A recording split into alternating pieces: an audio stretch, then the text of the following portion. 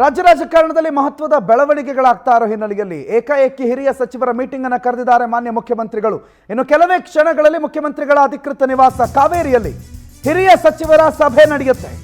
ಈ ಸಭೆ ಯಾಕೆ ಏನು ಅನ್ನೋದೇ ಸದ್ಯ ರಾಜ್ಯ ರಾಜಕಾರಣದಲ್ಲಿ ಹಲವು ಪ್ರಶ್ನೆಗಳಿಗೆ, ಹಲವು ಅನುಮಾನಗಳಿಗೆ, ಹಲವು ಕುತೂಹಲಗಳಿಗೆ ಕಾರಣ ಆಗ್ತಾ ಇದೆ. ಕೆಲವೇ ಕ್ಷಣಗಳಲ್ಲಿ ರಾಜ್ಯದ ಹಿರಿಯ ಸಚಿವರು ಮುಖ್ಯಮಂತ್ರಿಗಳ ನಿವಾಸಕ್ಕೆ ಆಗಮಿಸುತ್ತಾರೆ. ಈ ಸಭೆ ಯಾಕೆ? ಸಚಿವರಿಗೆ ಸಲಹೆ ಸೂಚನೆಗಳನ್ನು ಕೊಡೋದಕ್ಕೆ ಅಂತ ಹೇಳಲಾಗ್ತಾ ಇದೆ. ಒಂದ್ ಕಡೆ ಬಿಜೆಪಿ ರಾಜ್ಯಾದ್ಯಂತ ವಕ್ಫ್ ಪ್ರತಿಭಟನೆಯನ್ನು ಹಮ್ಮಿಕೊಂಡಿದೆ. ಹಾಗಾಗಿ ಸಚಿವರು ಅಲರ್ಟ್ ಆಗಿರಬೇಕು ಅಂತ ಸೂಚನೆ ಕೊಡುವ ಸಾಧ್ಯತೆಗಳಿದೆ ಅಂತ ಅವಲೋಕಿಸಲಾಗ್ತಾ ಇದೆ. ವಕ್ಫ್ ವಿಚಾರವನ್ನ ಬಹಳ ಸೂಕ್ಷ್ಮವಾಗಿ ಹ್ಯಾಂಡಲ್ ಮಾಡೋದಕ್ಕೆ ಹಿರಿಯ ಸಚಿವರಿಗೆ ಸಲಹೆ ಕೊಡ್ತಾರಂತೆ ಸಿಎಂ ಸಿದ್ದರಾಮಯ್ಯ. ಏನೇನು ಚರ್ಚೆ ಆಗಬಹುದು ಅನ್ನೋದು ಕೂಡ ಸದ್ಯಕ್ಕೆ ಹಲವು ಪ್ರಶ್ನೆಗಳಿದೆ. ಜಿಲ್ಲಾ ಮಟ್ಟದಲ್ಲಿ ಶಾಸಕರುಗಳನ್ನು ವಿಶ್ವಾಸದಲ್ಲಿ ಇಟ್ಕೊಳ್ಳೋದು ಬಹಳ ಪ್ರಮುಖವಾಗಿ ಸಚಿವರಿಗೆ ಕೊಡುವ ಸೂಚನೆಗಳಲ್ಲಿ ಒಂದು ಅಂತ ಹೇಳಲಾಗಿದೆ. ಆ ಯಾವ ನಾಯಕರನ್ನು ಕೂಡ ಬಿಜೆಪಿಯವರು ಸಂಪರ್ಕಕ್ಕೆ ಹೋಗೋದಕ್ಕೆ ಬಿಡಬೇಡಿ. ಬಿಜೆಪಿಯವರು ತಳಮಟ್ಟದಿಂದ ಕಾಂಗ್ರೆಸ್ನ ನಾಯಕರುಗಳನ್ನು, ಕಾಂಗ್ರೆಸ್ನ ಬೂತ್ ಮಟ್ಟದ ಅಧ್ಯಕ್ಷರುಗಳನ್ನು, ಕಾರ್ಯಕರ್ತರುಗಳನ್ನು ಸಂಪರ್ಕ ಮಾಡಿ ವಕ್ಫ್ ವಿಚಾರದಲ್ಲಿ ಒಮ್ಮತ ಪಡ್ಕೊಂಡು ಅವರನ್ನು ಬಿಜೆಪಿಯತ್ತ ಸೆಳೆಯುವ ಸಾಧ್ಯತೆಗಳಿದೆ. ಆ ರೀತಿ ಏನಾದರೂ ಬೆಳವಣಿಗೆಗಳಾಗ್ತಾ ಇದೆ ಅಂತಂದ್ರೆ ತತ್ಕ್ಷಣ ಅದನ್ನ ರಾಜ್ಯದ ಪ್ರಮುಖರಿಗೆ ತಿಳಿಸಿ, ಇನ್ನು ರಾಜ್ಯದಲ್ಲಿ ಸೃಷ್ಟಿಯಾಗಿರುವ BPL ಕಾರ್ಡ್ ಗೊಂದಲದ ಬಗ್ಗೆ ಯಾವ ರೀತಿ ಮಾತಾಡಬೇಕು, ಯಾವ ರೀತಿ BPL ಕಾರ್ಡ್ನ ಗೊಂದಲವನ್ನ ರಾಜ್ಯದ ಜನತೆಯ ಮುಂದೆ ಪ್ರಸ್ತುತಪಡಿಸಬೇಕು, ಕ್ಲಾರಿಟಿ ಹೇಗೆ ಕೊಡಬೇಕು, ಜನರಿಗೆ ಅದನ್ನು ಹೇಗೆ ಅರ್ಥ ಮಾಡಿಸಬೇಕು, ಇವೆಲ್ಲವನ್ನ ಸಚಿವರಿಗೆ ಮಾನ್ಯ ಮುಖ್ಯಮಂತ್ರಿಗಳು ಇವತ್ತಿನ ಈ ಸಭೆಯ ಮುಖಾಂತರ ತಿಳಿ ಹೇಳುವ ಸಾಧ್ಯತೆಗಳಿದೆ. ಇನ್ನು ಸರ್ಕಾರದ ಬಗ್ಗೆ ತಪ್ಪು ಕಲ್ಪನೆಗಳು ಹೋಗೋದು ಬೇಡ. ಬೇರೆ ಬೇರೆ ಘಟನೆಗಳಿಂದ, ಬೇರೆ ಬೇರೆ ಹಗರಣಗಳಿಂದ ಸರ್ಕಾರಕ್ಕೆ ಈಗಾಗಲೇ ಕಪ್ಪು ಚುಕ್ಕೆ ಇದೆ. ಹಾಗಾಗಿ BPL ಕಾರ್ಡ್ ವಿಚಾರವನ್ನ, ವಕ್ಫ್ ವಿಚಾರವನ್ನ ಬಹಳ ಸೂಕ್ಷ್ಮವಾಗಿ ಹ್ಯಾಂಡಲ್ ಮಾಡಬೇಕು. ಸರ್ಕಾರದ ಬಗ್ಗೆ ಜನರಿಗೆ ತಪ್ಪು ಕಲ್ಪನೆಗಳು ಬರಬಾರ್ದು. ಬಿಜೆಪಿ ಹಗರಣಗಳನ್ನು ಜನರ ಮುಂದೆ ಇಡಬೇಕು.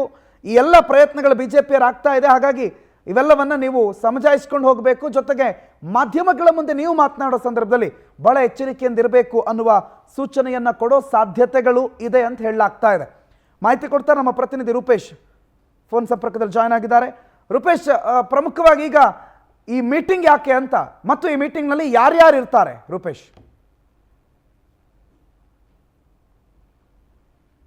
ಇವತ್ತು ಸಿಎಂ ಸಿದ್ದರಾಮಯ್ಯನವರು ಏಕಾಏಕಿ ಒಂದು ಸಭೆಯನ್ನ ಕರೆದಿದ್ದಾರೆ. ಈ ಸಭೆ ಅಂತ ಹೇಳಿದ್ರೆ ಹಿರಿಯ ಸಚಿವರುಗಳಿಗೆ ಆಹ್ವಾನವನ್ನ ಕೊಟ್ಟಿದ್ದಾರೆ.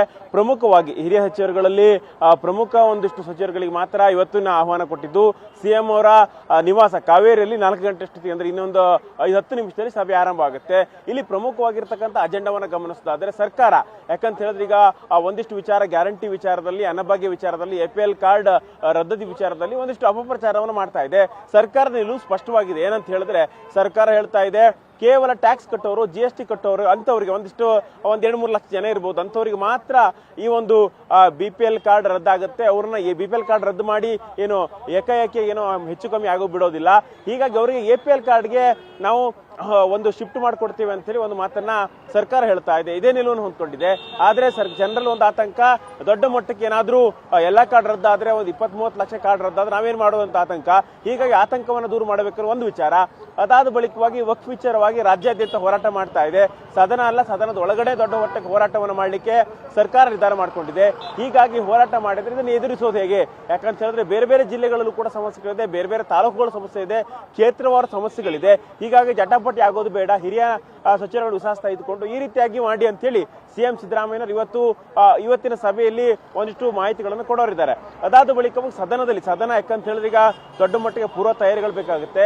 ಹೀಗಾಗಿ ಸದನದಕ್ಕಿಂತ ಒಳಗಡೆ ಒಂದಿಷ್ಟು ಹೇಳಿಕೆಗಳೆಲ್ಲವೂ ಕೂಡ ಸರ್ಕಾರ ಡ್ಯಾಮೇಜ್ ಮಾಡ್ತಾ ಇದೆ. ಎಸ್ಪೆಷಲಿ ಜಮೀರ್ ಅಹಮದ್ ಅವರ ಹೇಳಿಕೆ.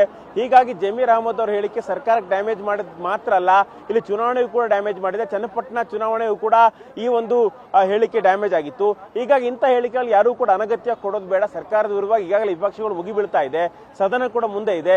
ಹೀಗಾಗಿ ರೈಟ್, ಥ್ಯಾಂಕ್ ಯು ರೂಪೇಶ್ ಮಾಹಿತಿಗೆ.